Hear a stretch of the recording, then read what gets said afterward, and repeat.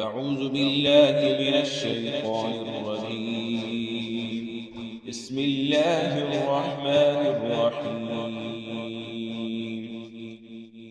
الرحمن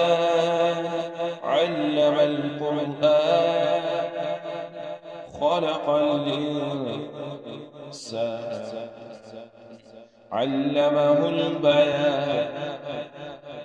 الشمس والقمر بحسبان والنجم والشجر يسجدان والسماء رفعها ووضع الميزان ألا تطغوا في الميزان وأقيموا الوزن بالقسط ولا تخسروا الميزان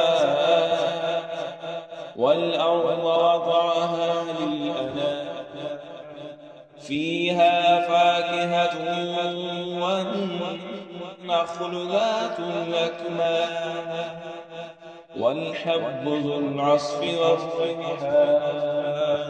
فبأي آلاء ربكما تكذبان خلق الإنسان من صلصال كالفخار وخلق الجان من مارج من نار فبأي آلاء ربكما تكذبان رب المشرقين ورب المغربين فبأي آلاء ربكما تكذبان مرج البحرين يلتقيان بينهما برزخ لا يبغيان فبأي آلاء ربكما تكذبان يخرج منهما اللؤلؤ والمرجان فبأي آلاء ربكما تكذبان وله الجوار